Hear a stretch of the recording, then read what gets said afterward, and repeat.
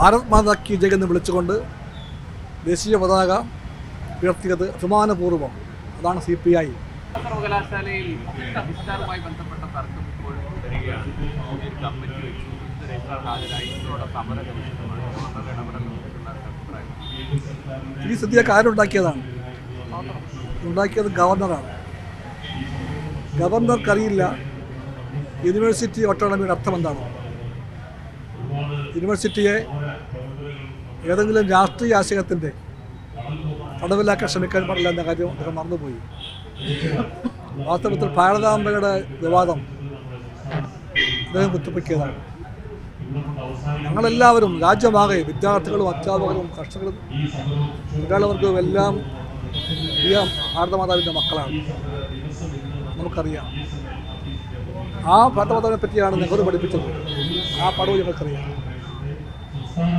ഭാരത് മാതാവ് എന്ന് പറയുമ്പോൾ നെഹ്റു പറഞ്ഞു അത് ഇന്ത്യയിലെ കോടാനുകോടി മനുഷ്യരാണെന്ന് പറഞ്ഞു.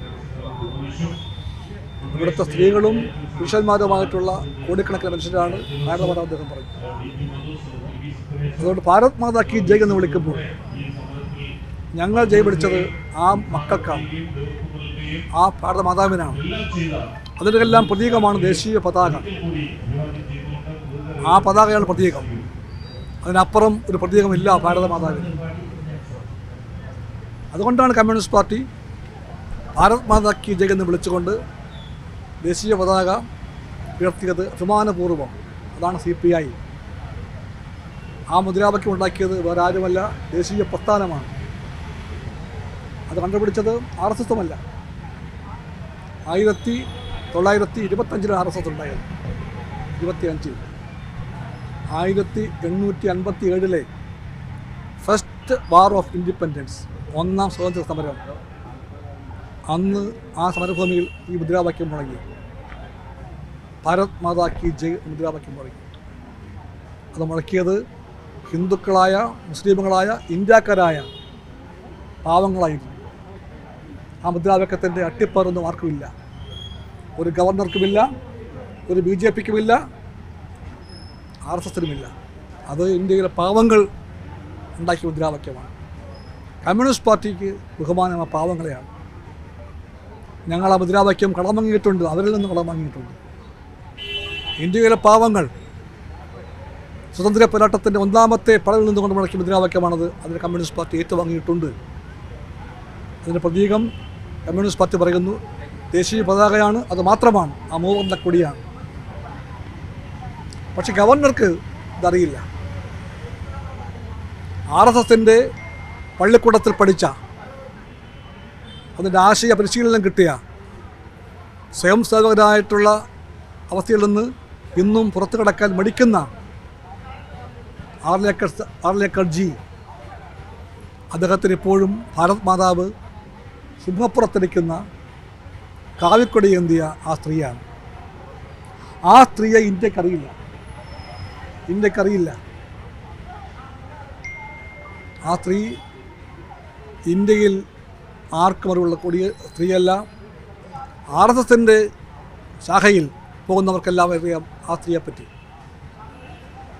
RSS രാജ്യസ്നേഹത്തിൻ്റെ മഹാമുഹൂർത്തങ്ങളിലൊന്നും, സ്വാതന്ത്ര്യ സമരത്തിൻ്റെ നിർണായക വേളയിലൊന്നും ഒരു കാണിയെപ്പോലെ പോലും എത്തി നോക്കാത്ത സംഘടനയാണ് RSS. അവരിപ്പോൾ പറയുന്നു ഭാരതമാതാവിനെ പറ്റിയുള്ള ചിത്രം അവർ എല്ലാവരെയും പഠിപ്പിക്കാമെന്ന്.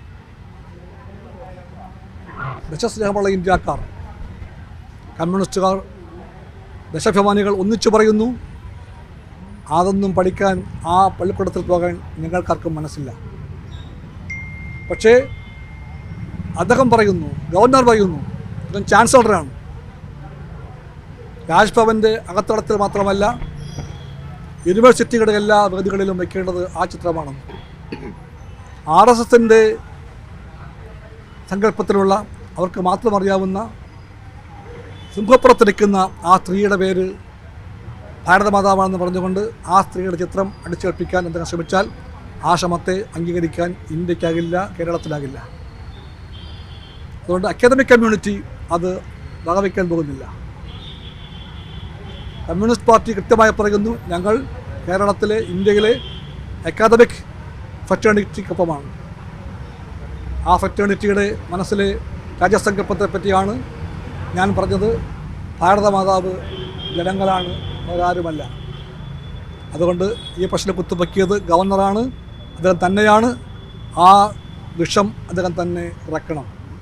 എന്നിട്ട് സമാധാനപരമായിട്ട് മുമ്പോട്ട് പോകാൻ അദ്ദേഹം വഴിയൊരുക്കണം. ഗവർണർ ഈസ് ദ ചാൻസലർ എന്ന് പറയുന്നു നമ്മുടെ നിയമം.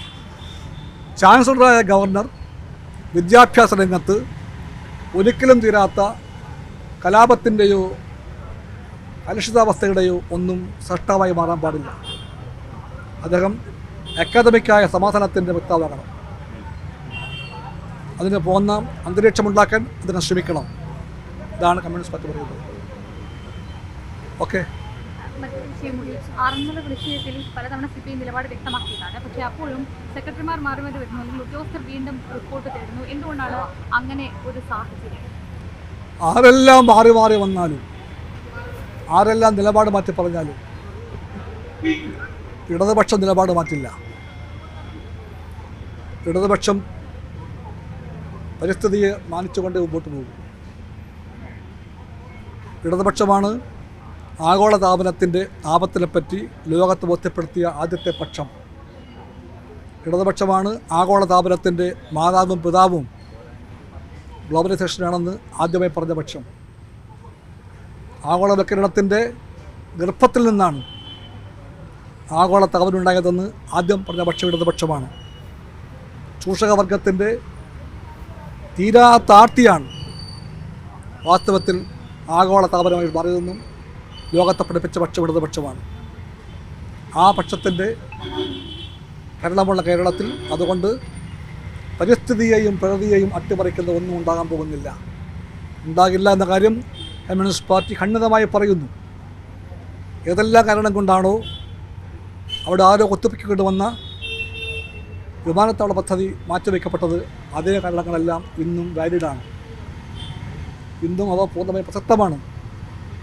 അവയെ മറന്നുകൊണ്ട് പേര് മാറ്റി ആരെങ്കിലും വന്ന് ആറന്മുളയിൽ ബാക്കിയുള്ള തണ്ണീർത്തടങ്ങളും മേൽവയലുകളും നികത്താൻ വന്നാൽ കമ്മ്യൂണിസ്റ്റ് പാർട്ടി പറയും അത് ആപത്തിലേക്കുള്ള പോക്കാണ്, അതിൽ നിന്ന് പിന്തിരിഞ്ഞ് തീരുമെന്ന് പറയും കമ്മ്യൂണിസ്റ്റ് പാർട്ടി. ഇടതുപക്ഷം പറയും, LDF പറയും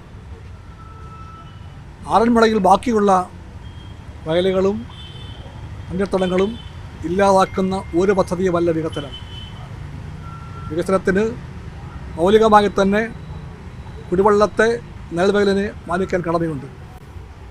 കുടിവെള്ളത്തെയും നെൽവയലിനെയും മറക്കുന്ന ഒരു ഗവൺമെൻറ്റായി മാറാൻ LDFനാവില്ല.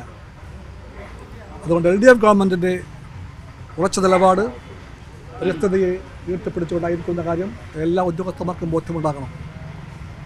ചീഫ് സെക്രട്ടറിയുടെ മുൻകൈയിൽ കൂടിയ ഒരു യോഗം തീരുമാനിച്ച തീരുമാനങ്ങളെ അട്ടിമറിക്കുന്ന വിധത്തിലുള്ള നീക്കവുമായി വരാൻ ഏതെങ്കിലും ഗവൺമെൻറ് സെക്രട്ടറി തയ്യാറായെങ്കിൽ ആ ഗവൺമെൻറ് സെക്രട്ടറി അങ്ങനെ ചെയ്യുമ്പോൾ തെറ്റാണ് ചെയ്യുന്നത്. ആ തെറ്റ് തിരുത്തപ്പെടുന്നത്.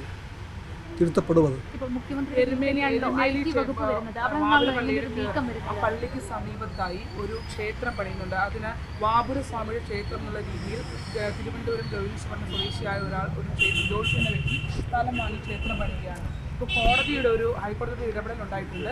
അത് പഞ്ചായത്തിൻ്റെ അനുമതിയോടുകൂടിയല്ല കെട്ടിട നിർമ്മാണം എന്ന് പറഞ്ഞുകൊണ്ട് അത് പൊളിച്ചിട്ടുണ്ട്. പക്ഷേ ഇതിന് പിന്നിൽ ഉള്ളൊരു സങ്കല്പം ഈ വാപുര സ്വാമി എന്നുള്ളതാണ്. അല്ല, വാപുരസ്വാമി എന്നല്ല, വാപുരസ്വാമി എന്നൊരു സങ്കല്പം ഉണ്ടെന്നാണ് RSS ഉൾപ്പെടെ പറയുന്നത്.